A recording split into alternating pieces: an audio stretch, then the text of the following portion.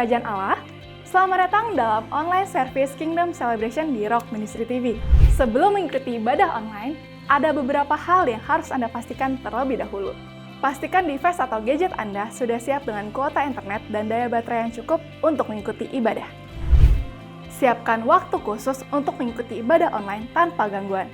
Belajarlah untuk fokus dan serius karena Anda sedang mengikuti ibadah, bukan sedang menonton ibadah. Warga Kerajaan Allah, selamat mengikuti ibadah online dengan penuh sukacita. God bless you.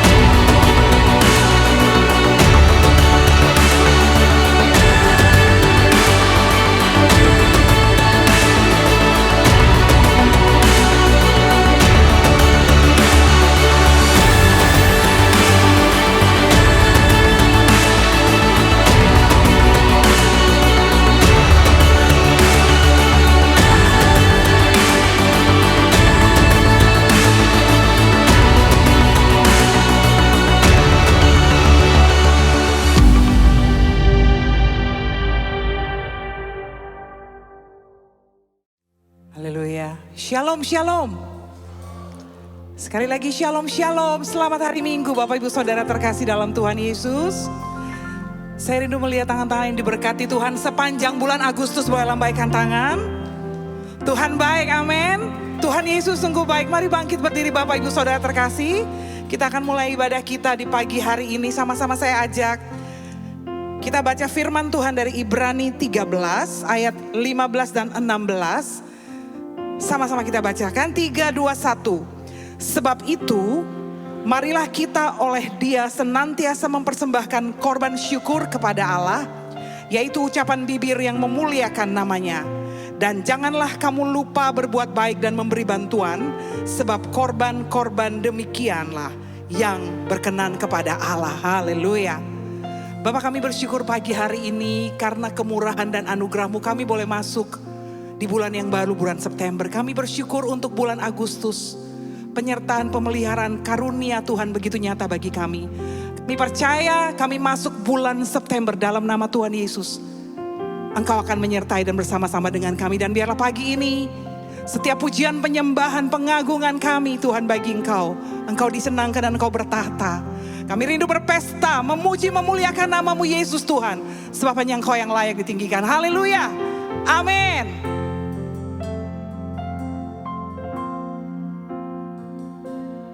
Kau sungguh indah, tiada taranya, sungguh menakjubkan,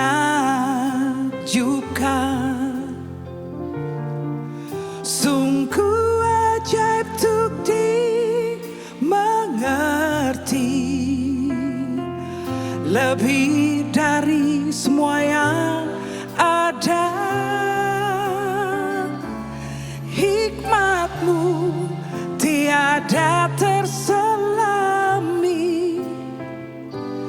kasih-Mu dalam tak terduga. Kau sungguh indah, tiada taranya, mulia dan berkuasa. Ku kagum hormat akan Engkau, ku kagum hormat akan Engkau. Kau Allah yang layak dipuji, ku kagum akan. Mari beri sorak-sorai meriah bagi Yesus Tuhan. Haleluya. Kau sungguh indah tiada. Benar Tuhan Yesus. Sungguh ajaib untuk dimengerti.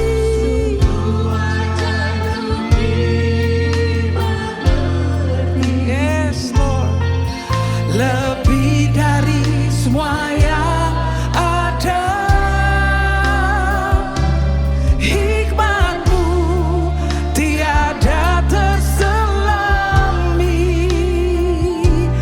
kasih-Mu dalam tak terduga. Kau Tuhan Yesus, Kau mulia.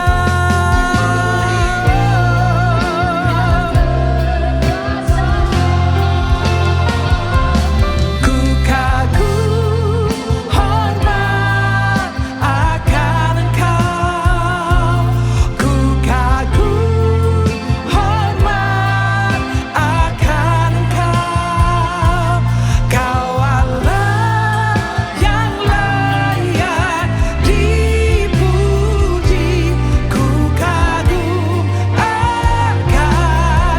Kami kagum akan Engkau, ku kagum hormat akan Engkau Tuhan Yesus.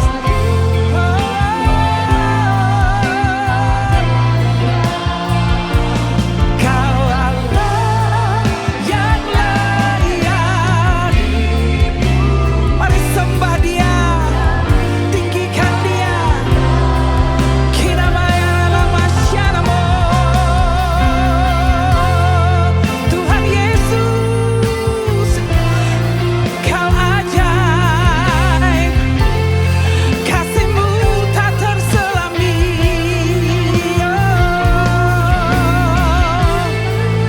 Hanya Kau yang kami sembah. Mari tinggikan, mari agungkan Yesus. Tiada yang seperti Engkau Tuhan. Kami bersyukur buat anugerah-Mu yang selalu baru Tuhan. Tak terselami pikiran-Mu.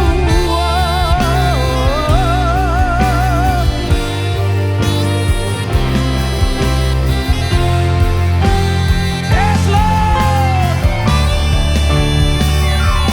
Ku kagum hormat akan Engkau, ku kagum.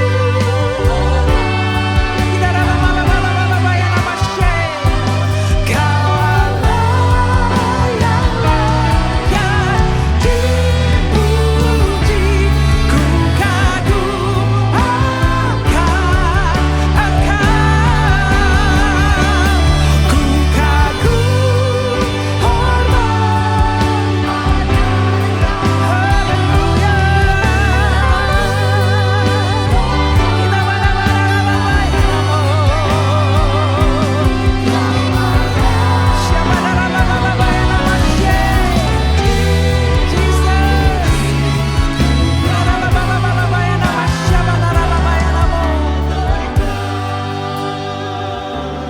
Ku kagum hormat.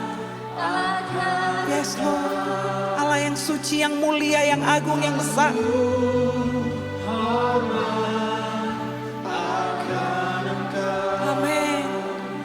Kau Allah yang layak dipuji.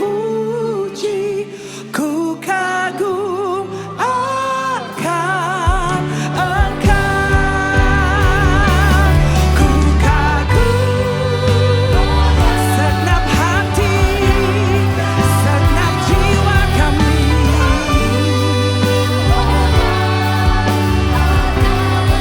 Selamanya Kau yang layak dipuji.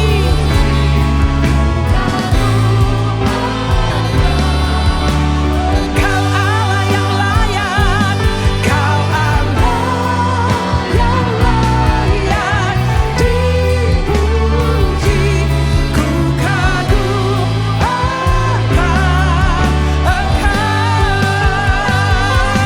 Kau Allah yang layak. Ku kagum akan Engkau, Tuhan, selama-lamanya. Selama-lamanya kami sembah Engkau, Tuhan. Kami bawa nyanyian syukur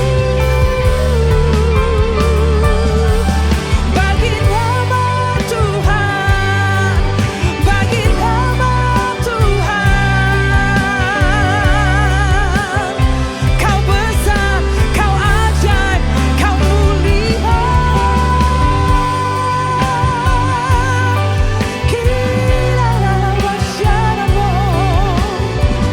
Kami sujud menyembah, kami sujud menyembah.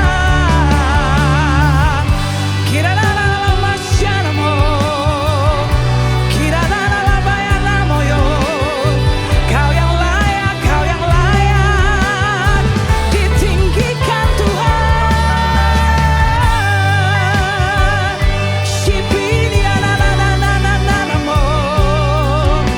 Segenap hati, segenap jiwa kami meninggikan Engkau, Yesus. Nama di atas segala nama, nama yang penuh kuasa, hanya nama Yesus.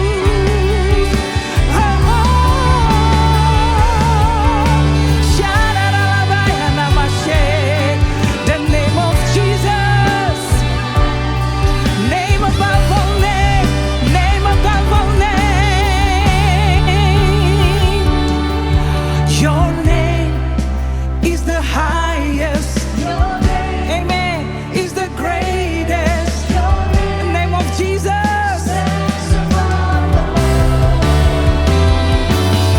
All thrones and dominions, all powers and positions. Your name stands above them all, and the angels cry, holy,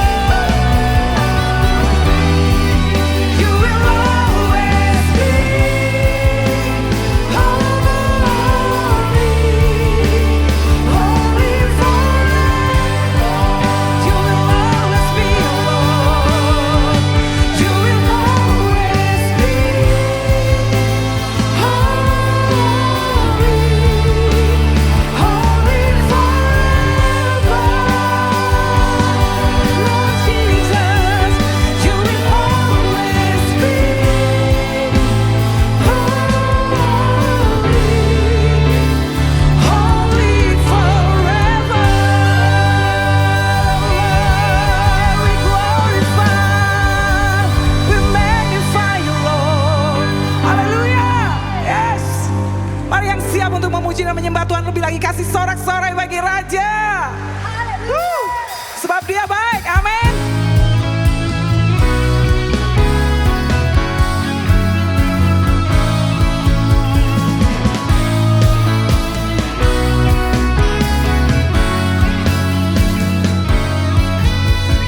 Di hadapan kemegahan-Mu ku datang menyembah-Mu, membawa hatiku, membawa hidupku. Ku teringat kasih setia-Mu di dalam setiap langkahku. Sungguh Engkau baik di dalam hidupku. Engkau baik, teramat baik. Engkau baik, teramat baik. Nyanyikan Yesus baik. Engkau baik, teramat baik. Engkau baik, teramat baik. Sungguh kami bersuka cita untuk kebaikan-Mu Tuhan. Di hadapan kemegahan-Mu ku datang menyembah. Mari bawa syukur bagi Dia. Amin. Yes. Ku teringat kasih setia-Mu di dalam setiap langkahku. Oh sungguh Engkau baik di dalam hidupku. Engkau baik, Tuhan Yesus sungguh baik, teramat baik.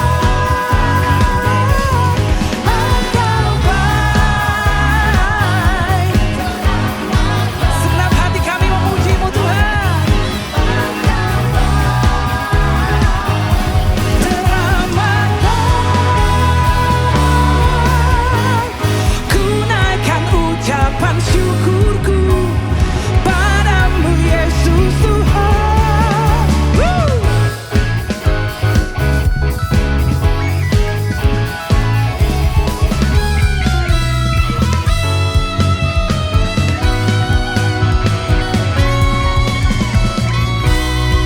Engkau baik. Mari umat tebusan Tuhan nyanyikan.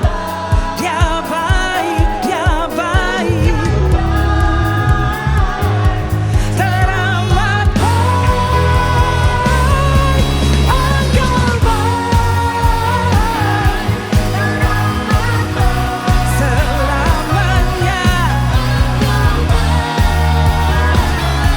Teramat baik. Yesus baik.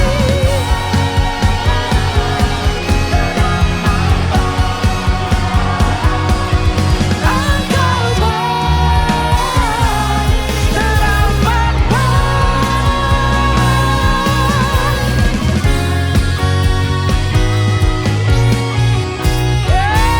Haleluya. Berapa yang bersuka cita karena Dia jadikan kita umat yang lebih dari pemenang. Haleluya.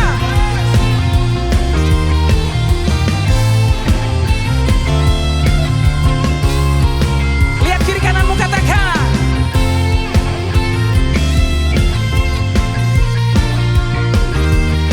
Yes.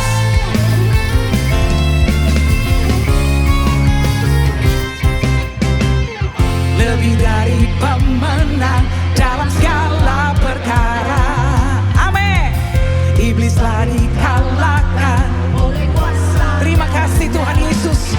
Bila Allah dilihat, siapa dapat melawan? Kita lebih dari pemenang. Lebih dari pemenang. Ini iman kami Tuhan. Iblislah dikalahkan oleh kuasa. Jika Allah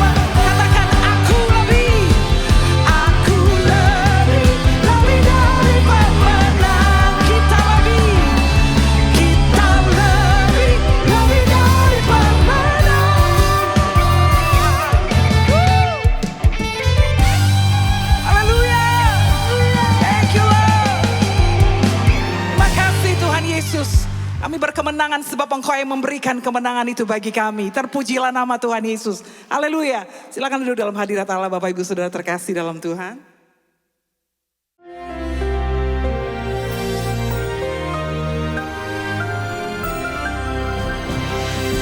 Kasih karunia Sang Raja memberkati kalian warga negara kerajaan sorga. Saudara, di dalam Kisah Rasul 8, kamu akan menerima kuasa yang besar.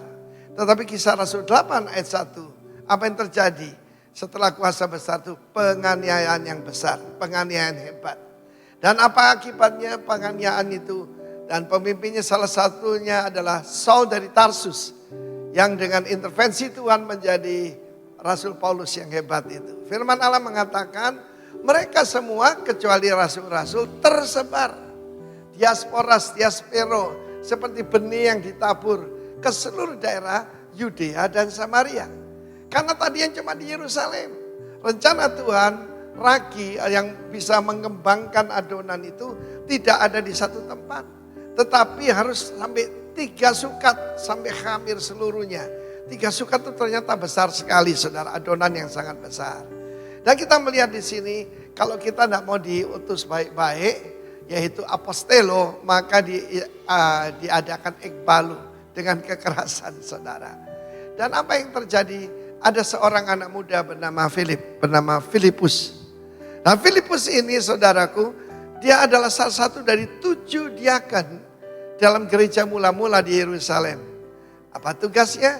Tugasnya adalah satu ibadah yang murni dan tak bercacat, yaitu mengurus janda-janda tua, janda-janda miskin. Dan bagaimana mereka supaya punya penghasilan ya.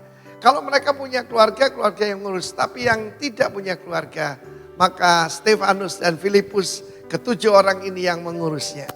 Kalau orang setia dengan perkara kecil, maka saudaraku, Tuhan percaya perkara yang besar. Mereka sudah penuh Roh Kudus, mereka penuh firman Allah, penuh dengan hikmat. Tetapi kalau cuma ada di Yerusalem, impactnya kurang, dampaknya kurang. Dan sampailah dia ke daerah Samaria. Di daerah Samaria, saudaraku, Yesus pernah diusir untuk masuk Samaria. Dan Yesus berkata, pekerjaan yang lebih besar akan kamu lakukan. Waktu dia sampai di sana, dia memberitakan Injil Yesus Kristus. Dan banyak orang percaya. Dan terutama di sana ada seorang juru tenung bernama Simon. Dan Simon ini saudara bertobat.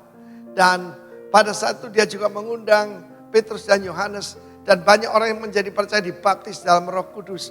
Dan kuasa Tuhan terus mengembang kemana-mana, saudara. Filipus ini luar biasa, saudaraku. Dan dari situ dia dipimpin Roh Kudus. Barang siapa dipimpin Roh Kudus adalah putra Allah. Amin. Every son of God was led by the Holy Spirit. Dan dia dibawa ke tempat sepi dan disitulah dia bertemu dengan seorang sida-sida. Sida-sida itu Yunak, orang Kebiri. Ya, dari dia bendahara dari Sri Kandake, ratu dari Ethiopia. Dan berarti dia keturunan dari Ham. Ham itu keturunannya ada Mesir ya. Ada Put, Lut, ada juga saudaraku Sheba dan sebagainya. Dan apa yang terjadi? Inilah pertama keturunan Ham yang menjadi percaya. Dan setelah itu dia diraibkan. Pergi kemana? Bukan kembali Yerusalem. Tetapi ke Asdod, saudara. Asdod itu jalur Gaza, saudaraku. So bayangkan orang Yahudi Kristen ada di jalur Gaza. Tetapi disitulah saudaraku, Tuhan membangunkan keluarga buat dia. Ada 4 putrinya dan semuanya bernubuat. Apa ukuran seorang hamba Tuhan? Keluarganya. Dan kita lihat seorang yang sederhana, mencintai Tuhan, hidupnya diatur oleh Tuhan. Dan dia membuat sejarah. Afrika sekarang banyak orang percaya, dimulai dari 1 orang. 1 orang yang mencari Tuhan, saudaraku. Dan pada saat itu dibaptiskan oleh Filipus. Dan kemudian Afrika sekarang, saudaraku, seperti perkataan dari Reinhard Bonnke, one day Afrika shall be saved. God bless you. Amen. Shalom warga kerajaan. Di dalam 2 Korintus 9 ayat 6 mengatakan, camkanlah ini, orang yang menabur sedikit akan menuai sedikit juga. Dan orang yang menabur banyak akan menuai banyak juga. Bagaimanakah pemahaman kita akan firman Tuhan ini? Jika kita membaca ayat ini hanya sekilas, tanpa disertai dengan pengertian yang benar, maka seolah-olah jumlah banyak dan sedikit itu akan menjadi tolok ukur atau standar berkat Tuhan yang akan kita terima. Dan hal ini tentunya akan mempengaruhi motivasi kita di dalam memberikan persembahan. Bisa jadi juga kita mempunyai motivasi yang salah di dalam memberi, karena kita akan berpikir, saya harus memberi banyak supaya nantinya diberkati banyak juga. Tetapi ayat tersebut tidak dapat diartikan seperti itu. Firman Tuhan yang tadi saya sampaikan mengajarkan kepada kita satu sikap yang benar di dalam menabur. Yang dikehendaki Allah adalah siapa yang menabur sisa, ia akan menuai sisa. Tetapi siapa yang menabur dengan kemurahan hati, ia akan beroleh kemurahan juga. Jadi bukan masalah banyak atau sedikitnya taburan yang kita berikan, tetapi Allah melihat sikap hati kita. Apakah kita melakukan dengan kemurahan hati seperti yang Tuhan ajarkan kepada kita. Kemurahan hati akan muncul ketika kita mengalami kemurahan dari Allah. Seperti kita ketahui bersama bahwa Dia adalah pribadi yang begitu murah hati terhadap umatnya. Jadi, siapakah di antara kita yang tidak pernah mengalami kemurahan Tuhan? Nafas kehidupan yang kita nikmati saat ini pun merupakan bukti kemurahan Tuhan yang dilimpahkan atas setiap kita. Jadi kalau Allah yang kita sembah adalah Allah yang begitu murah hati terhadap anak-anaknya, akankah kita akan tinggal diam? Sebagai anak Tuhan yang tahu berterima kasih, sebagai anak Tuhan yang tahu mengucap syukur kepada Bapanya, kita juga bisa lakukan itu. Kita naikkan syukur kita ungkapkan melalui kemurahan hati ketika kesempatan untuk menabur itu datang kepada kita. Kita akan lakukan dengan kemurahan hati karena Allah telah bermurah hati kepada setiap kita. Warga kerajaan, berikan yang terbaik untuk Allah kita. Orang yang bermurah hati tidak akan memberikan sisa dari apa yang dia miliki. Tetapi orang yang bermurah hati akan mempersiapkan taburan yang terbaik karena itu merupakan persembahan bagi Allah kita. Mari kita berdoa. Terima kasih Tuhan Yesus yang baik buat berkat-berkat-Mu, buat kasih setia-Mu, buat kemurahan-Mu dan kebaikan-Mu yang Tuhan sudah nyatakan pada kehidupan kami. Kalau saat ini kami diberikan kesempatan untuk menabur, kami mau lakukan dengan kemurahan hati kami. Kami mau berikan yang terbaik, karena Allah sudah memberikan teladan kepada kami. Engkau telah bermurah hati terlebih dahulu kepada setiap kami. Terpujilah nama-Mu, di dalam nama Tuhan Yesus, kami mengucap syukur dan berdoa. Amin. Selamat menabur, Tuhan Yesus memberkati. Amin. Ini kerinduan kami Tuhan. Kami boleh menjadi dampak yang mempermuliakan nama-Mu dalam hidup kami, bagi sekeliling kami.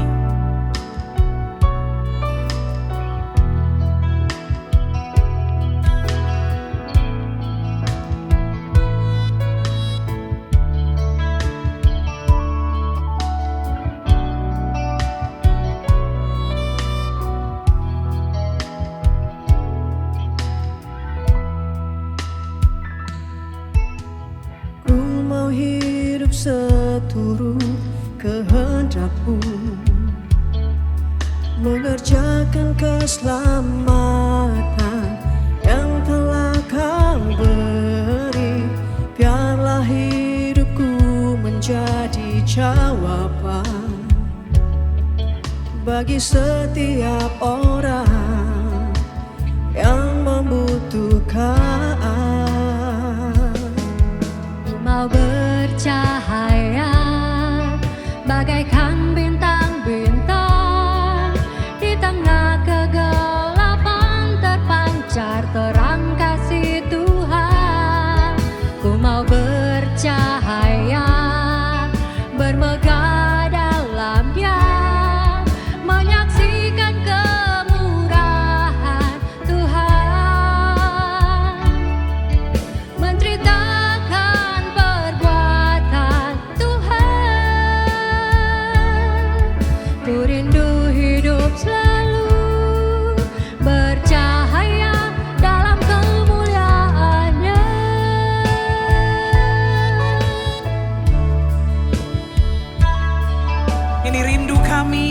Yesus.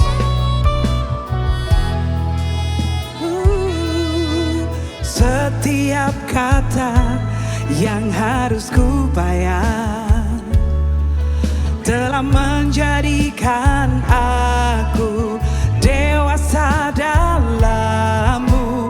Berikanlah hati-Mu di dalamku, agar hidupku hanya untuk memuliakan-Mu.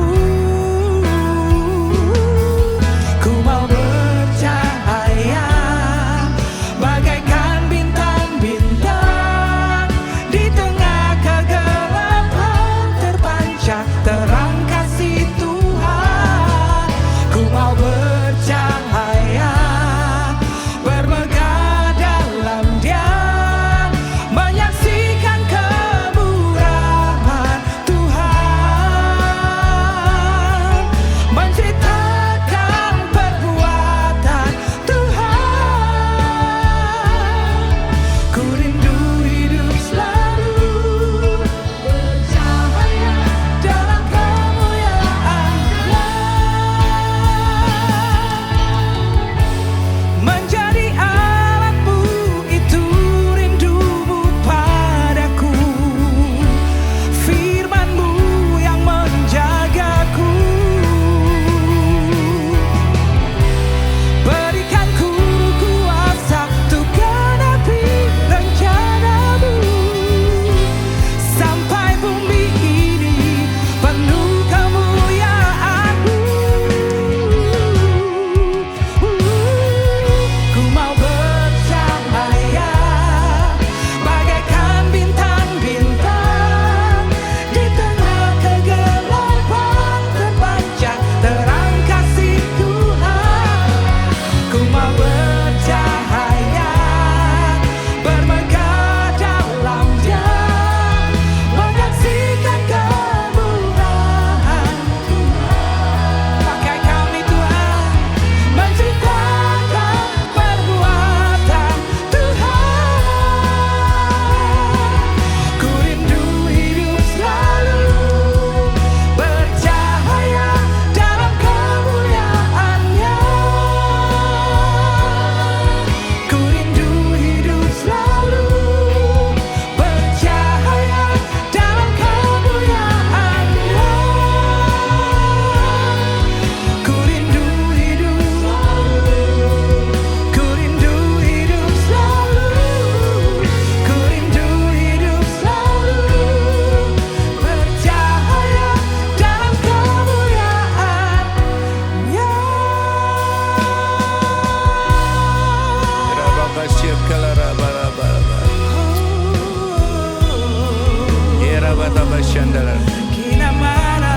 Terima kasih Tuhan untuk kesempatan yang Tuhan berikan. Kami mau seperti lagu tadi Tuhan, kami mau bercahaya di dalam Engkau bagi dunia ini. Dan biarlah cahaya itu boleh berdampak memberikan pengaruh, sehingga orang yang berjalan dalam kegelapan boleh menemukan terang-Mu yang ajaib.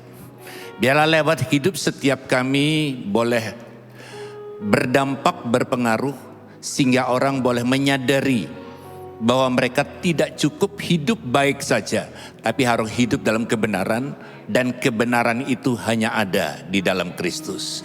Urapan-Mu atas kami siap untuk mendengar, merenungkan, dan lakukan firman-Mu. Yang siap sama-sama kita boleh katakan, amin. Shalom, silakan duduk saudaraku yang kasih Tuhan. Bapak Ibu saudaraku yang sangat dikasihi Tuhan, tanpa terasa kita sudah masuk kepada bulan yang baru, dan tanggal 1 ini merupakan hari pertama, minggu pertama dalam bulan yang baru dengan tema yang baru. Kalau bulan Juli temanya adalah pengaruh di tengah keluarga. Bulan kemarin Agustus temanya adalah berpengaruh di tengah gereja, dan kali ini di dalam sebuah komunitas. Artinya pengaruh saudara dan saya itu makin hari makin luas. Dulu ada satu profesi yang tidak dikenal orang adalah sebagai influencer. Ya, kalau kita perhatikan influencer biasanya di endorse sebuah produk untuk dipasarkan, tetapi seorang influencer yang begitu yakin mempromosikan sebuah produk, hidup sehari-harinya belum tentu menggunakan produk itu. Nah, saudaraku yang kasih Tuhan, kita berbeda dengan influencer seperti itu. Kita adalah kingdom influencer, artinya apa yang saudara beritakan, apa yang saudara ingin sampaikan, apa yang saudara ingin saksikan, biarlah kita menjadi bukan cuma bersaksi, tetapi biarlah kita menghidupi apa yang kita saksikan. Dan bukan kebetulan kalau tahun ini disebut the year of influence. Karena tahun ini penuh dengan pemilihan. Sepanjang perjalanan saya dari Singaraja tadi pagi ke Denpasar, penuh dengan baliho, penuh dengan foto-foto daripada orang yang sedang mengkampanyekan dirinya. Tapi kalau mereka mengkampanyekan supaya memilih dia, tetapi setiap saudara mempromosikan, memberitakan, menceritakan bukan untuk memilih kita, tapi untuk memilih Yesus sebagai satu-satunya Tuhan dan Juru Selamat dalam hidup kita. Nah, saudaraku yang sangat dikasihi Tuhan, kalau kita melihat di sini ayatnya, mungkin multimedia bisa. Saudaraku yang dikasihi Tuhan, ayatnya ini cukup berbahaya dalam tanda kutip. Lihat, aku mengutus kamu seperti domba ke tengah-tengah, bukan cuma serigala, tetapi ke tengah-tengah serigala. Sebab itu hendaklah kamu cerdik seperti ular dan tulus seperti merpati. Ayat ini memberikan sebuah pengertian bahwa saudara dan saya sedang diutus kepada satu situasi di mana kita seperti domba. Ya, ini dari bahasa Indonesia sehari-hari, ayatnya sama. Matius 10:16, kalau yang di atas dari Lembaga Alkitab Indonesia, yang bawah bahasa Indonesia sehari-hari. Ini lebih jelas lagi. Perhatikan ini, aku mengutus kalian seperti domba yang tidak berdaya ke tengah-tengah serigala ganas. Bukan serigala yang jinak atau serigala yang lemah lembut atau serigala yang tidak membahayakan, tetapi ke tengah-tengah serigala ganas. Kalian harus waspada seperti ular dan tulus hati seperti burung merpati. Nah, kalau kita membaca ayat ini, kalau kita merenungkan dengan cara berpikir manusiawi kita akan berkata, Tuhan kok begitu tega ya. Kita menjadi seorang domba yang tidak berdaya, diutus bukan menghadapi satu serigala tetapi ke tengah-tengah. Karena serigala itu memang, saudaraku kasih Tuhan, satu hal yang kita perlu tahu dari serigala adalah dia adalah hewan yang berkomunitas, bergerombol, tidak berjalan sendiri tetapi beramai-ramai. Nah, saudaraku yang kasih Tuhan, begitu juga dengan hidup saudara dan saya. Dari berbagai perumpamaan, ada satu perumpamaan yang tidak terlihat gerakannya. Kalau cahaya terang itu terlihat, tetapi ragi itu tidak terlihat. Nah, ragi itu, saudara kasih Tuhan, harus masuk ke dalam sebuah adonan. Ragi tidak perlu banyak, cukup sedikit, tetapi dia berada di dalam sebuah adonan yang banyak. Dan di dalam adonan itu ragi tidak berubah menjadi adonan. Ragi tidak berubah menjadi tepung, ragi tidak berubah menjadi mentega, ragi tidak berubah menjadi telur. Yang ada di dalam adonan itu ragi tetap ragi. Kalau ragi berubah menjadi adonan, ragi itu tidak akan berfungsi. Tetapi ragi itu ada di dalam adonan dan mempengaruhi seluruh adonan. Nah, artinya baiklah hidup saudara dan saya, kita ada di tengah komunitas, tidak menjadi sama dengan komunitas, tetapi menjadi pengaruh dan berdampak buat sebuah komunitas. Ya, dan di sini dikatakan cerdik dan tulus. Cerdik berbicara tentang pikiran kita, tulus bicara tentang hati kita. Jadi di tengah komunitas itu, saudara kasih Tuhan, ada dua hal yang perlu diperhatikan adalah cerdik dan tulus. Nah saudaraku, kita sekarang akan lihat beberapa hal, saudaraku yang kasih Tuhan. Ya, jadi cerdik itu bahasa aslinya phronimos. Cerdik itu bahasa aslinya phronimos, artinya bijaksana. Pikiran kita dalam menghadapi situasi itu bijaksana. Komunitas itu jangan berpikir saudara semua orang pikirannya sama dengan kita. Kemauannya sama dengan kita. Sudut pandangnya sama dengan kita. Lalu visinya sama dengan kita. Tujuannya sama dengan kita. Belum tentu kepercayaannya sama. Belum tentu. Artinya di tengah keadaan yang bermacam-macam. Kita hadir di tengah-tengah seperti domba di tengah-tengah serigala. Nah saudaraku, kita sekarang akan kita lihat dulu ayat yang berikutnya yang firman Tuhan sampaikan, terambil dari Yesaya pasal 54 ayat yang kedua sampai ayat yang ketiga. Lapangkanlah tempat kemahmu dan bentangkanlah tenda tempat kediamanmu.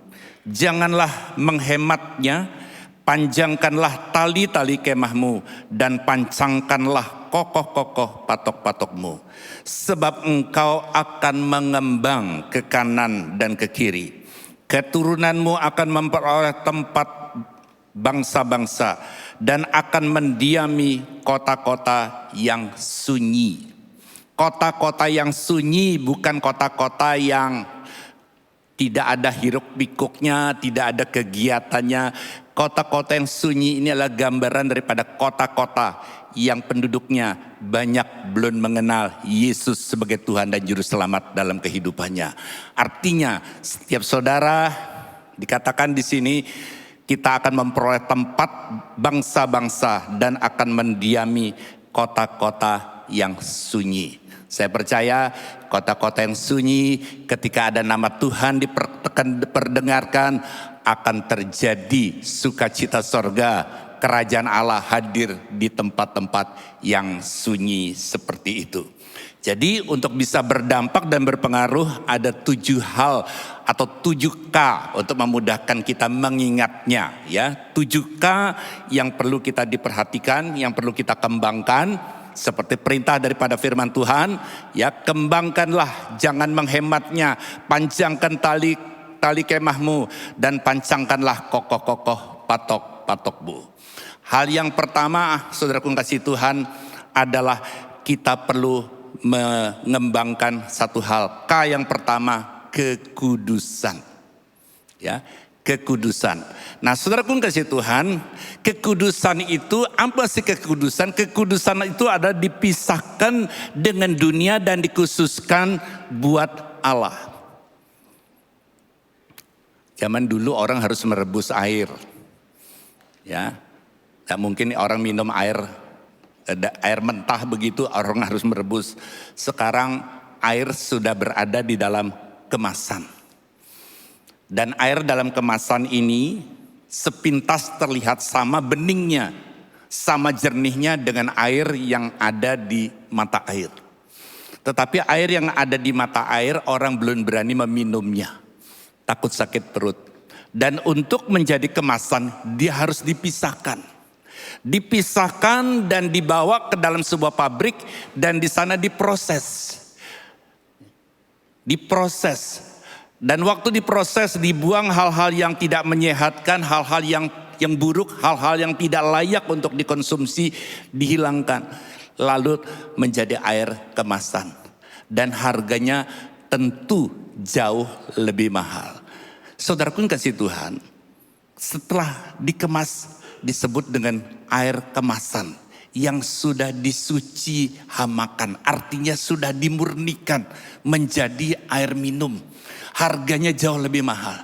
Lalu hari-hari ini hidup saudara sepertinya sedang diproses, sedang melewati sebuah pemisahan. Mungkin kesombongan kita dibuang, mungkin ya sakit hati kita mulai dipangkas, mungkin kita sulit melihat kelebihan atau keberhasilan orang lain, mulai satu-satu dipangkas. Percayalah, proses itu untuk membuat hidup saudara semakin berarti dan semakin mahal di hadapan Tuhan. Jadi hari-hari ini kalau saudara ketemu dengan sebuah proses, jangan takut. Percayalah, proses itu untuk membuat saudara semakin kudus di hadapan Tuhan. Satu hari saya dijemput dengan seorang pekerja gereja, dan pekerja gereja itu bicara pada saya selesai khotbah mau diantar makan, dan dia bilang begini, "Pak, saya kalau perhatikan ya hamba Tuhan itu seperti selebritis, public figure. Gimana menurut Pak Thomas?" Ya, saya bilang gini, tidak semuanya benar. Public figure tidak dituntut satu hal, yaitu kekudusan. Ya, mau minum-minum, mau mabuk, mau yang lain pun dia tetap seorang selebritis. Mau hidup keluarganya kacau, dia tetapi kita sebagai warga kerajaan, kita sebagai hamba-hamba Tuhan, satu hal yang membedakan adalah hidup di dalam kekudusan. Saya percaya saudaraku, hidup dalam kekudusan itu bukan haknya pendeta. Saudara jangan berpikir pendeta yang khotbah di sini lebih kudus daripada jemaat. Belum tentu. Ya. Tidak semua orang bisa punya kesempatan untuk berkhotbah. Tapi hidup dalam kekudusan adalah hak setiap orang warga kerajaan. Yang setuju bisa katakan amin. Haleluya, saudara mengasihi Tuhan. Kekudusan itu adalah hak setiap orang. Menjadi pendeta, menurut saudara, apakah kewajiban setiap orang? Enggak. Tidak setiap orang harus jadi pendeta. Tapi pelaku firman itu setiap orang yang percaya kepada Yesus. Artinya saudaraku yang kasih Tuhan, yang berlaku umum itu adalah sebuah keharusan. Yang berlaku umum itu adalah sebuah keharusan. Nah saudaraku yang kasih Tuhan, jadi kekudusan itu kudu atau harus. Katakan tetangga saudara, kekudusan itu kudu. Ya, kekudusan itu adalah sebuah keharusan, bukan pilihan suka atau tidak. Ah Pak, zaman sekarang masa mungkin Pak hidup kudus? Mungkin saudara bertanya, nggak mungkin Pak, gimana cara mau hidup kudus? Saya begini saudara. Kejadian 1 ayat 26 katakan kita ini diciptakan serupa dan segambar dengan Allah. Artinya ada potensi yang Tuhan berikan untuk kita hidup kudus. Nah segala sesuatu tidak bisa serta-merta lalu jadi hebat, enggak. Seorang juara dunia itu biasanya ditemukan oleh seorang pelatih. Dan setelah dia melihat ada potensi daripada orang itu, dia mau dilatih. Nah waktu dilatih, didisiplin, dia mau taat dan akhirnya dia bisa menjadi seorang juara. Artinya apa? Potensi yang ada dalam hidup saudara dan saya perlu diasah, perlu dilatih. Tidak ujuk-ujuk langsung mendadak bisa. Nggak ada. Satu kali seorang juara dunia, atlet diwawancari oleh papanya diwawancari oleh stasiun TV. Gimana Pak rasanya Pak anak Bapak menjadi juara dunia? Bapaknya bilang begini, ya pasti saya bangga. Tetapi saya bangga sekarang karena dulu saya tega. Nah seringkali saudaraku kita tidak tega mendidik anak kita. Sehingga kemudian hari kita sulit untuk bangga dengan anak kita. Begitu juga dengan Bapa di sorga. Waktu Bapa di sorga mendidik saudara. Mungkin dia gak tega. Tetapi dia harus tega demi saudara hari depan yang penuh pengharapan. Jadi kalau hari ini saudara sedang diproses. Percayalah saudaraku untuk kita bisa melihat rencana Tuhan yang besar tergenapi dalam hidup kita. K yang pertama adalah kekudusan. K yang kedua sekarang adalah karakter. Kekudusan lebih banyak hubungannya secara vertikal kepada Tuhan. Karakter adalah hal-hal yang bisa dilihat secara horizontal oleh orang-orang di dalam komunitas kita. Ya saudaraku, jadi hal yang kedua kalau saudara bisa ingin jadi pengaruh buat di tengah komunitas selain kekudusan secara vertikal kepada Tuhan. Yang kedua adalah karakter bicara tentang hal-hal yang sifatnya itu horizontal. Kita lihat di sini. Efesus 4, 13 sampai 16.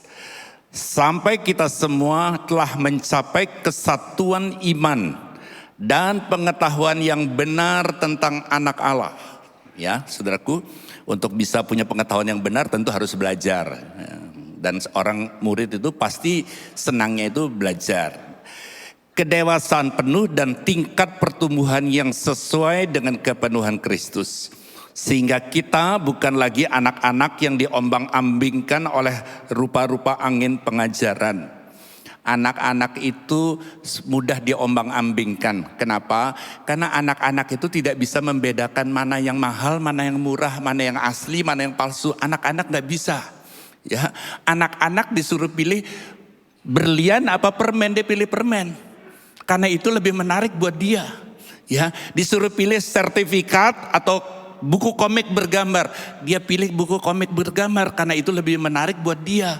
Nah, kalau kita tidak bertumbuh secara dewasa, pilihan kita mudah disesatkan.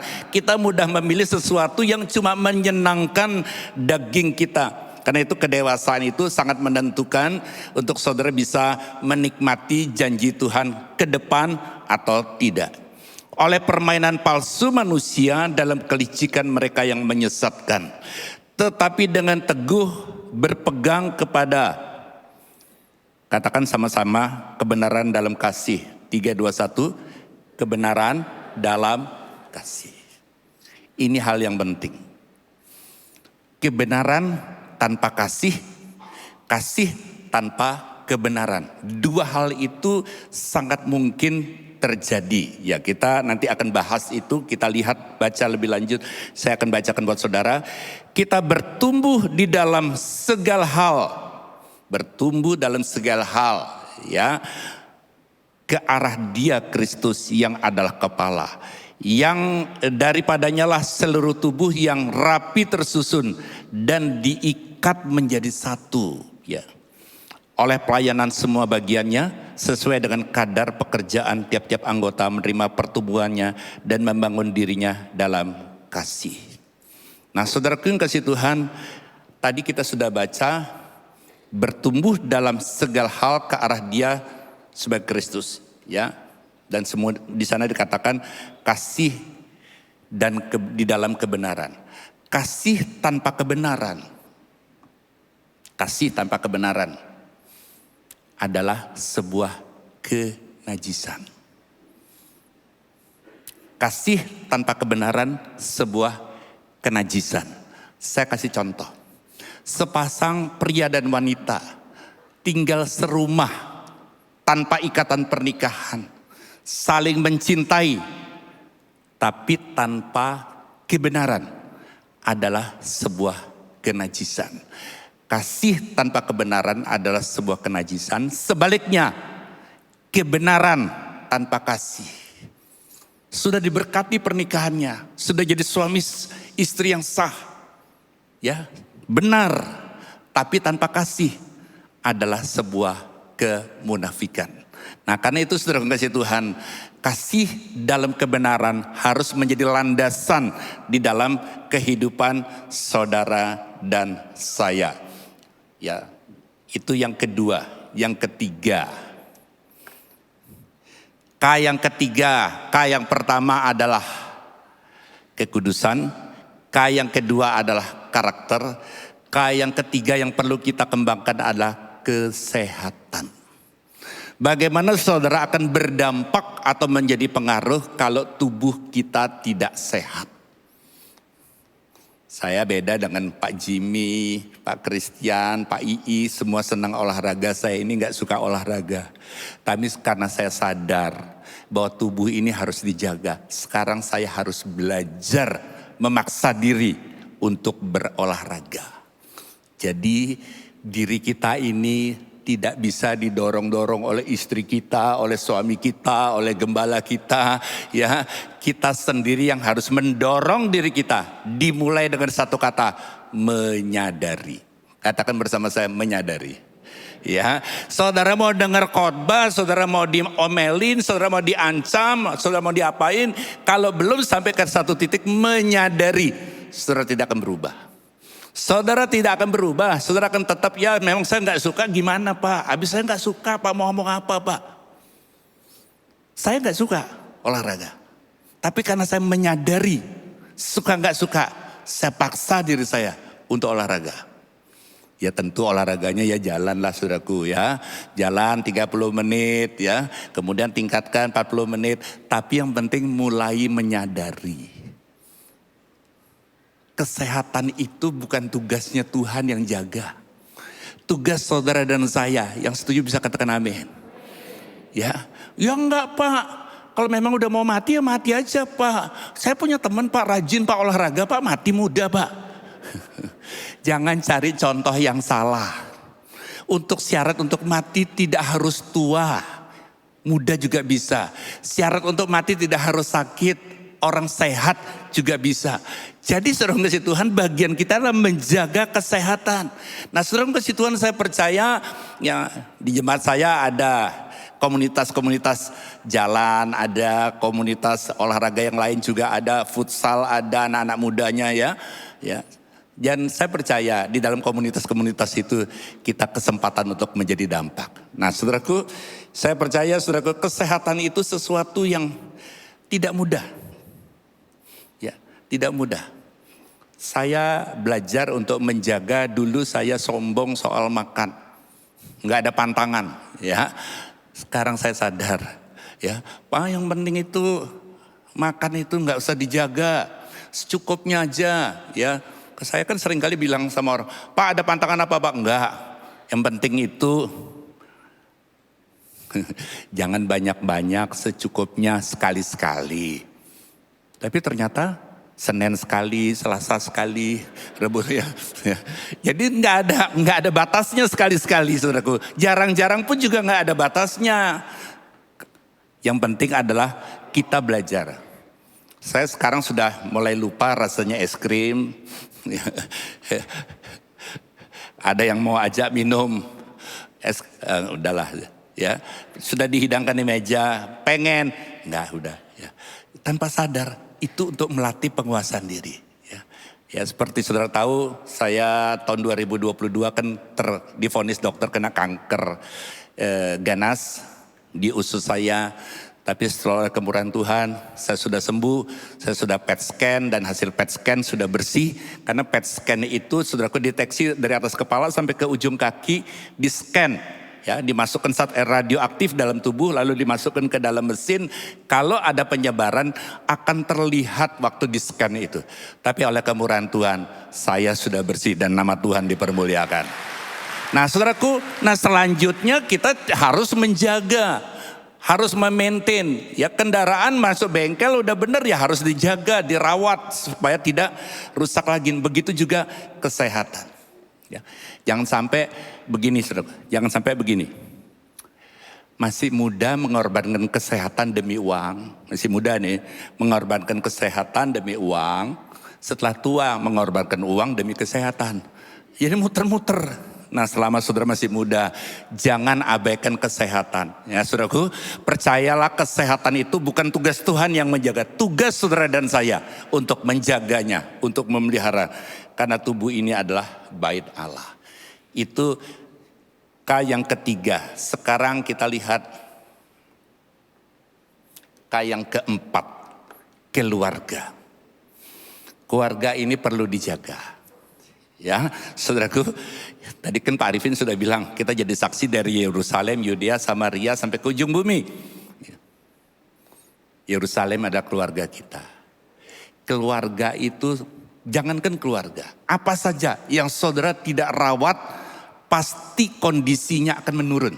Saudara mau punya rumah baru, mau punya mobil baru, mau baru renovasi rumah, apapun juga, termasuk keluarga. Kalau tidak dirawat dan dipelihara, kondisinya akan mengalami penurunan. Nah saudaraku kasih Tuhan, saya banyak konselingin keluarga, saya banyak perhatikan 10 tahun pernikahan pertama konflik. Ya Pak, namanya penyesuaian Pak. Bapak pakai sepatu barunya lecet Pak. Oh ya udah pinter ya. Penyesuaian dulu Pak. 10 tahun yang kedua nggak konflik. Ya. 10 tahun yang pertama konflik tapi mesra. 10 tahun yang kedua tidak konflik dan tidak mesra. Sudah nggak berantem ya, sudah capek Pak. Aduh Bu, saya lihat tenang ya Pak, udah tenang ya, udah nggak ada konflik ya, udah nggak konseling lagi. Pak, bukan itu Pak, capek Pak. Ya dia terserahlah dia lah Pak. Dia maunya apa yang ya udah saya punya kegiatan sendiri, dia punya kegiatan sendiri, terserah Pak. Memang nggak konflik, tapi nggak mesra. Nah, saudaraku kasih Tuhan, kalau saudara mengalami hal seperti itu jangan dibiarkan, jangan dianggap biasa. Saya kan nggak konflik Pak. Bahkan semua orang mungkin teman-teman akan berkata dan mengagumi, wih hebat loh, aku lihat kamu rukun-rukun aja loh. Orang yang tidak konflik belum tentu berbahagia hidupnya. Dan 2 bulan lalu saya sampaikan di sini, kebahagiaan harus dirasakan oleh suami dan istri. Jangan sampai suaminya bahagia, istrinya nahan perasaan. Atau begitu juga sebaliknya, istri merasa bahagia, minta apa-apa. Waduh Pak, saya nggak pegang duit Pak. Saya ketemu beberapa istri bilang, saya nggak apa-apa Pak, saya nggak dikasih duit tiap bulan, nggak apa-apa Pak. Tapi saya dipegangi kartu kredit Pak, saya bebas gosok Pak, ya.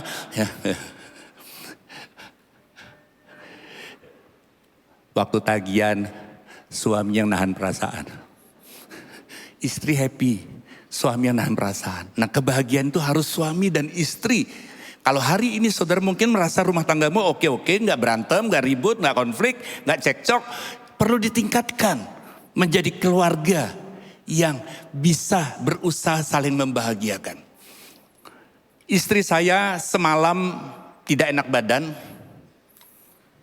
Lalu dia bilang, dia tidak bisa temenin saya pagi ini pelayanan ke tempat ini.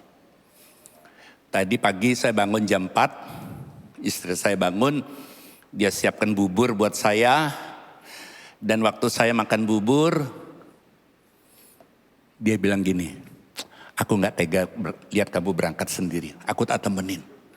Biasanya dia dandan, dia gak dandan, dia pakai ganti baju, dari baju tidurnya langsung dia berangkat dan temenin saya ke sini. Ya sekarang gak bisa hadir, dia masih istirahat karena dia memang gak enak badan. Tapi ada cerita sedikit saudara. 10 menit saya keluar dari rumah saya di Singaraja ke sini tadi pagi.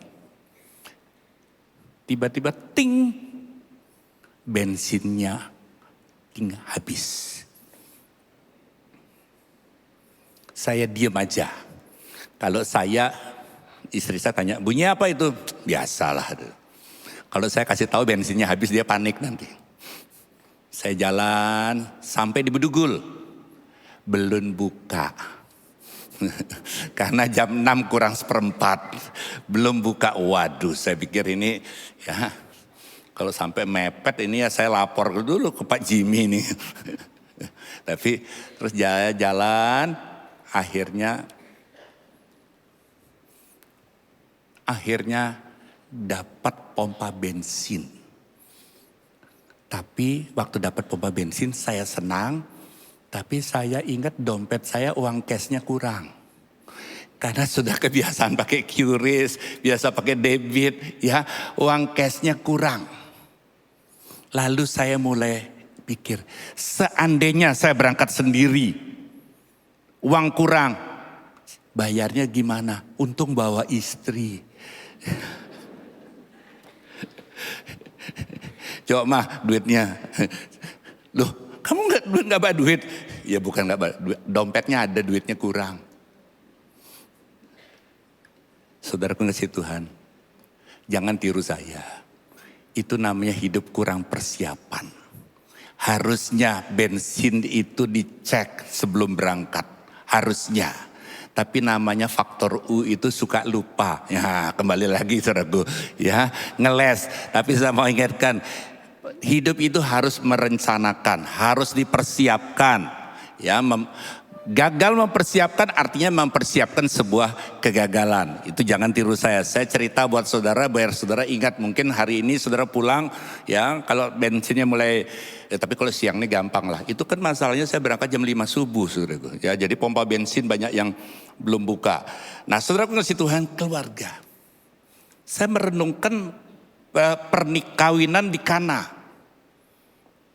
Perkawinan di Kana. Yesus diundang, salah satu undangan VVIP yaitu Yesus ada di perkawinan di Kana. Bukan kalau Yesus ada nggak ada persoalan, saudara. Terbukti air anggur habis. Jadi kalau saudara jadikan Yesus jadi raja bukan artinya bebas persoalan. Tapi percayalah, kalau ada Yesus, air pembasuhan kaki pun bisa diubah menjadi anggur yang terbaik. Kenapa? Karena baginya tidak ada perkara yang mustahil. Berikan lu kemuliaan bagi dia. Dan cara berpikir dunia disampaikan oleh pemimpin pesta. Dia negur karyawan yang membawakan anggur yang sudah diubah dari air cucian kaki itu, pembasuhan kaki menjadi air anggur. Loh kamu ini gimana? Mestinya, ya kan? Anggur yang terbaik dibagi dulu. Kalau orang sudah puas baru dibagikan anggur yang kurang baik. Dunia selalu begitu. Ya, yang manis di depan dan ujungnya itu makin tawar. Tetapi di dalam Tuhan dia sanggup mengubahkan yang tawar menjadi manis. Kalau hari ini rumah tangga saudara sepertinya terjadi hal-hal yang tawar. Sudah tidak seperti waktu awal saudara menikah. Tetaplah percaya. Yesus yang saudara undang itu lebih daripada cukup untuk membuat yang tawar menjadi manis. Dan saudara menikmati manisnya anggur pernikahan yang selalu baru setiap hari. Amin saudaraku. Yang kelima. Yang kelima adalah karir. Yang kelima adalah karir atau profesi kita di marketplace, pekerjaan saudara. Ya, itu yang kelima yang perlu saudara kembangkan. Kembangkan, panjangkan tali-talinya, perluas kemahmu dan sebagainya. Karir. Amsal 11 ayat yang pertama, neraca serong adalah kekejian bagi Tuhan. Nah saudaraku, jadi saudara ngasih Tuhan itu mau supaya kita itu menjadi pengaruh di marketplace lewat satu hal, kejujuran. Ya saudaraku, saya percaya kejujuran ini adalah sesuatu yang sangat mempengaruhi. Satu kali saya diminta membuatkan faktur fiktif waktu saya masih bisnis. Kemudian saya menolaknya meskipun imbalannya cukup menggiurkan dan tawaran itu muncul. Jadi tawaran itu seringkali pada waktu keadaan sepi. Kita perlu ini, tawaran datang. Ya, iblis itu paling senang cari kesempatan dalam kesempitan. Ya, pas bisnis lagi sepi datang petugas minta buatkan faktur fiktif, nanti dapat imbalan. Dan waktu saya menolak dia bilang begini, loh Pak, kok ditolak Pak? Bapak orang Kristen ya? Ya saya orang Kristen. Nah saya percaya saudara ngasih Tuhan. Dunia sudah bisa melihat perbedaan. Ya. Yang selanjutnya. Berliku-liku jalan si penipu tetapi orang yang jujur lurus perbuatannya. Ya, saya sangat yakin dan percaya hari-hari ini kalau saudara menjadi orang pribadi yang lurus, yang jujur. Kalaupun saudara difitnah kemudian dipecat. Saya percaya karir saudara tidak berhenti. Karena akan banyak orang yang akan ajak saudara untuk bekerja. Dunia ini sedang membutuhkan orang-orang yang jujur. Nah saudaraku yang kasih Tuhan. Hal yang keenam ini adalah komunitas. Ya, yang keenam adalah komunitas. Dan ia berkata lagi, dengan apakah aku akan mengupamakan kerajaan Allah? Seumpama ragi yang diambil seorang perempuan dan diadukkan ke dalam tepung terigu 3 sukat sampai kamir seluruhnya. Kalau kita melihat pekerjaan daripada ragi ini tidak terlihat. Bahkan sangat kecil. Ya, garam juga sama. Pekerjaannya itu cuma sifatnya infiltrasi. Bukan invasi. Kalau terang itu invasi. Tapi garam Dan ragi ini sifat bekerjanya itu infiltrasi. Tahu-tahu berubah aja. Saudaraku kasih Tuhan, garam itu sesuatu yang murah. Dengar begini saudara. Jangan berusaha menjadi berlian yang disukai semua orang. Tetapi jadilah seperti garam yang dibutuhkan semua orang. Berlian memang mahal, berlian memang dikagumi, tetapi belum tentu dibutuhkan oleh semua orang. Tapi garam dibutuhkan oleh semua orang. Kalau saudara mau menjadi berkat dan jadi pengaruh di dalam sebuah komunitas, ayo kita belajar. Dan kalau roti itu enak, kalau roti itu berkembang bagus, kalau roti itu kemudian setelah jadi dan rasanya, ragi tidak pernah dipuji, ragi dilupakan. Ya, orang tidak pernah berkata, wah ini rotinya enak nih, raginya merek apa? Enggak, orang tidak akan pernah ingat dengan raginya. Ya, tapi ragi itu mempengaruhi. Dan waktu roti itu jadi, mungkin toko rotinya yang disanjung, mungkin pembuat rotinya ini yang dapat penghargaan. Ragi enggak. Kalau hidup saudara mau menjadi pengaruh, jangan berharap orang mungkin ingat saudara. Itu enggak penting. Yang penting Tuhan tidak lupakan kita. Haleluya. Yang penting Tuhan tidak lupakan saudara dan saya. Ada satu cabang rock kita di Gilimanuk. Itu sudah 20 tahun lebih. Dan bukan tidak ada perkembangan, justru terjadi penurunan.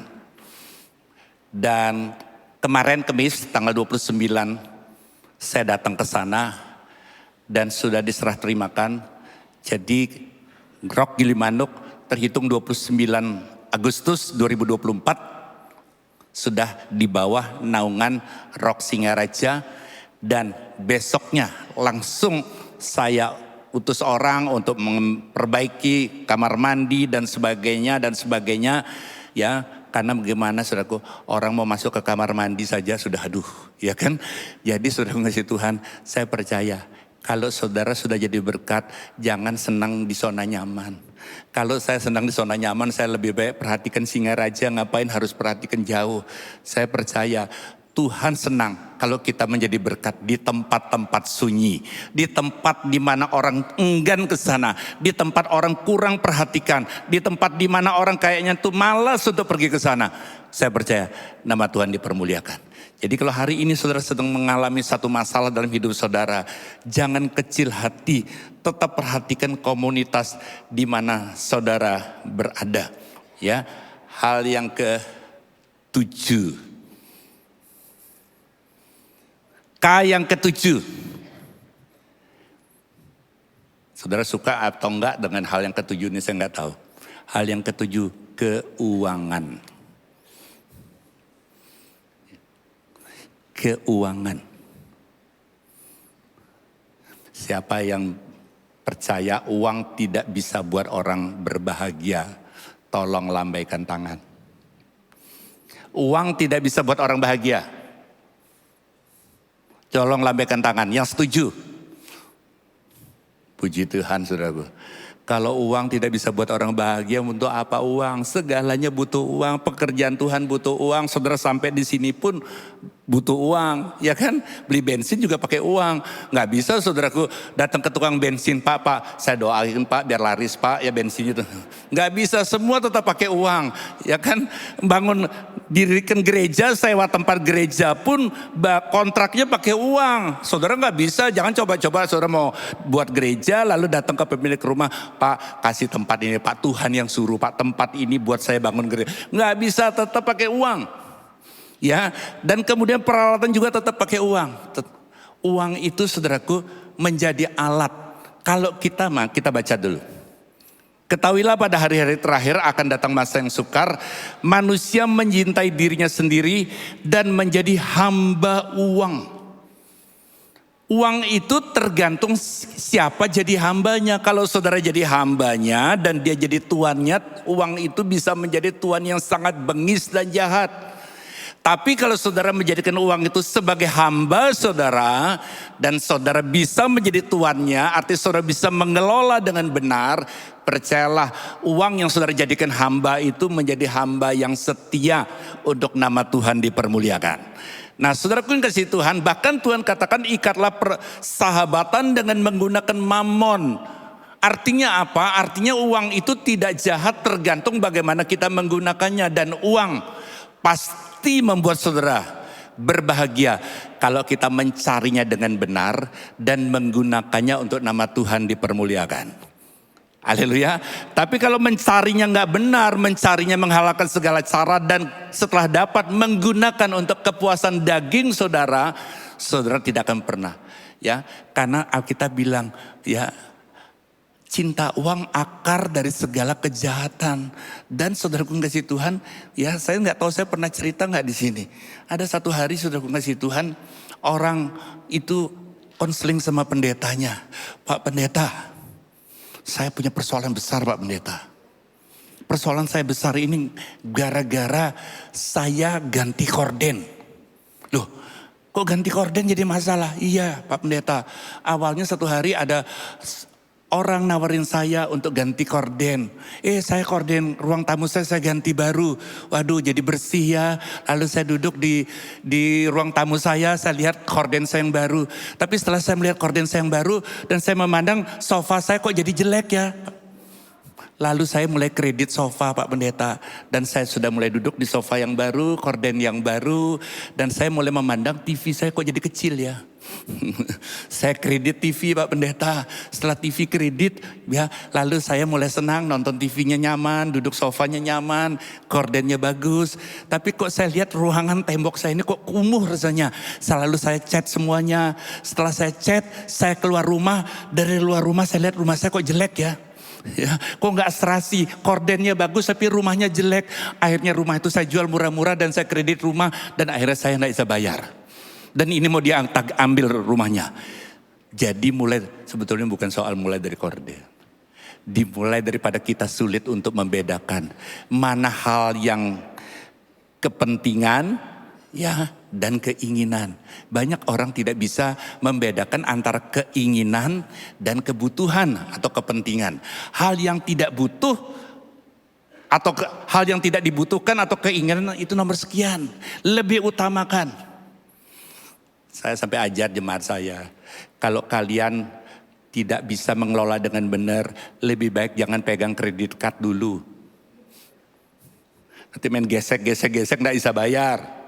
Kalau belum ada penguasaan diri, ya. Kalau terima gaji, jangan langsung masukin dompet semua, ya. Taruh di bank, ambil duit seperlunya.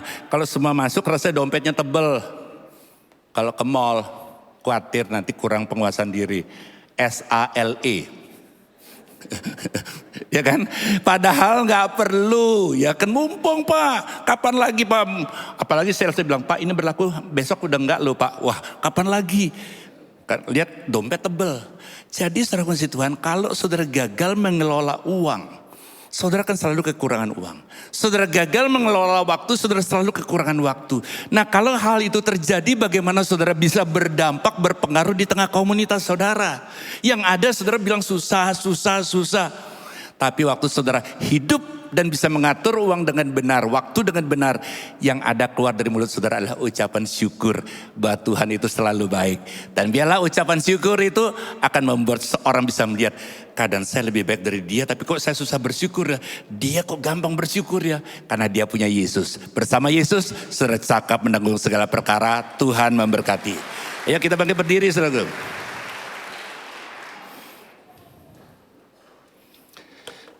Jadi 7 hal ini perlu kita perhatikan. Yang pertama adalah yang pertama kekudusan, hubungan kita secara vertikal. Yang kedua adalah karakter, hubungan kita secara horizontal yang orang lain bisa melihat. Respon kita waktu kita diperlakukan kurang enak, ataupun kita direndahkan, ataupun saudara mungkin disanjung. Ya, kalau saudara punya karakter yang baik, waktu direndahkan saudara tidak perlu tersinggung, waktu disanjung saudara nggak perlu tinggi hati. Yang ketiga adalah kesehatan, yang keempat keluarga, kelima adalah karir, 6 komunitas, Dan yang ketujuh adalah keuangan. Kita angkat pujian ini untuk membuat kita semakin sadar bahwa kita adalah terang buat dunia ini.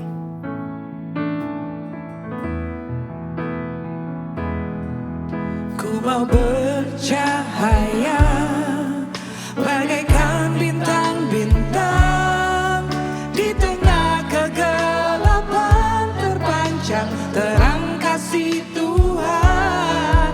Ku mau bercahaya, bermegah dalam Dia, menyaksikan kemurahan Tuhan, menceritakan perbuatan Tuhan. Ku rindu hidup selalu bercahaya dalam kemuliaan-Nya.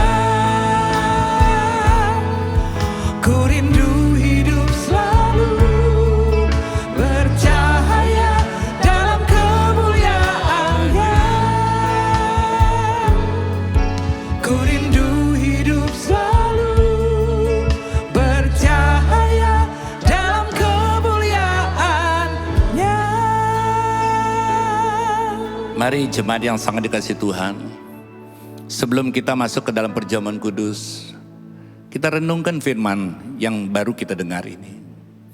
Mungkin ada banyak hal yang perlu kita kembangkan, yang perlu kita perluas, yang perlu kita tingkatkan dari kehidupan kita supaya kita menjadi dampak atau berpengaruh di komunitas atau lingkungan di mana kita ada. Apakah itu di marketplace, apakah itu di tengah masyarakat, ataupun komunitas-komunitas di mana saudara ada. Mungkin orang sekeliling saudara itu adalah orang-orang yang belum percaya atau orang-orang yang mungkin sangat berbeda dengan saudara. Tapi percayalah, untuk jadi pengaruh saudara tidak perlu menjadi orang yang punya pengaruh secara duniawi. Mungkin saudara berkata, saya tidak punya jabatan tinggi, pekerjaan saya sederhana, profesi saya tidak sementereng teman-teman saya. Mungkin saudara katakan seperti itu. Tapi percayalah, garam yang murah, garam yang sederhana, garam yang mungkin tidak begitu dihargai, tapi tetap dibutuhkan semua orang. Biarlah hidup saudara dan saya boleh menjadi pribadi yang dibutuhkan. Mungkin kata-kata saudara bisa menguatkan orang yang lemah. Mungkin nasihat saudara, kesaksian hidup saudara bisa membawa orang menemukan Sang Juru Selamat. Mungkin perkataan saudara ataupun pengalaman hidup atau kesaksian hidup saudara bisa mempengaruhi ada banyak keluarga-keluarga yang tidak mengalami kesatuan hati di tengah keluarga. Mungkin saudara sebagai suami atau sebagai istri bisa memberikan kesaksian tentang perubahan yang terjadi dalam keluarga saudara. Karena Tuhan beracara, karena Tuhan menjadi raja di dalam kehidupan keluarga saudara. Mari saudaraku, kita persiapkan perjamuan kudus kita. Dan dengan sungguh kita merenungkan, perjamuan kudus ini bukanlah sebuah bagian daripada sebuah ibadah. Tapi ini merupakan satu kesempatan untuk kita mengenang pengorbanan Kristus yang total untuk kehidupan saudara dan saya. Kalau saudara-saudara pegang roti dan anggur, mari kita mengangkat roti lebih tinggi dari kepala kita. Kita merenungkan kebaikan Tuhan. Dia mati bukan untuk dirinya, dia mati untuk saudara dan saya. Dia punya kemampuan untuk mendatangkan bala tentara sorga, untuk menghalau para algojo yang akan menyalibkan dia. Tapi dia menjalani semua, bahkan di atas kayu salib dia berkata, sudah selesai. Artinya dia sungguh mengasihi kita, untuk membuat kita boleh tetap bergantung kepada dia. Karena orang yang bergantung kepadanya tidak akan pernah dikecewakan. Percayakan saudara bahwa roti yang saudara angkat tinggi ini merupakan persekutuan kita dengan tubuh Kristus. Mari kita makan dalam nama Yesus.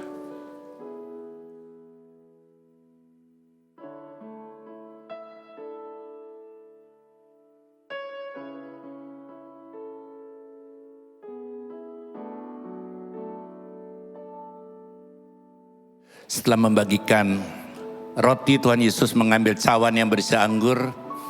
Dan setelah mengucap syukur atasnya dia katakan, ini adalah cawan perjanjian baru yang dimateraikan oleh darahku. Darah yang tertumpah bagi kamu semua. Lakukanlah ini senantiasa sebagai peringatan akan daku. Apakah jemaat Tuhan percaya bahwa cawan yang berisi anggur ini merupakan persekutuan kita dengan darah Kristus? Mari kita minum di dalam nama Yesus.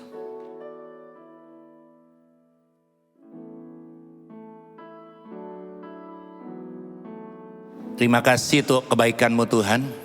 Kami tetap percaya bahwa kasih yang tidak berkesudahan dan tanpa syarat Tuhan sudah nyatakan lewat keselamatan karya yang Tuhan kerjakan di atas kayu salib. Biarlah setiap kami boleh menerimanya dengan satu komitmen untuk kami tetap mengiring Tuhan sampai kepada garis akhir. Kami tidak mau bangga bagaimana kami memulai di garis start waktu kami baru bertobat. Tapi kami mau menjaga untuk tetap setia kepada Tuhan sampai kepada garis akhir, sampai Tuhan memanggil setiap kami. Terima kasih Tuhan, berkati setiap jemaat-Mu di dalam nama Yesus. Haleluya. Sama-sama katakan amin. Silakan duduk.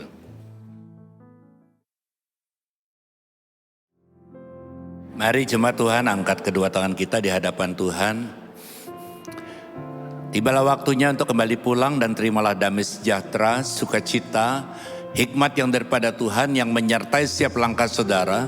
Sehingga saudara cakap menanggung segala perkara, benar di dalam mengambil keputusan dan pandai menentukan pilihan. Di dalam nama Bapa, Putra dan Roh Kudus, di dalam nama Yesus Kristus Tuhan. Yang percaya saudara sudah diberkati dan rindu jadi berkat untuk kota ini, katakan amin. Selamat berdampak, Tuhan memberkati.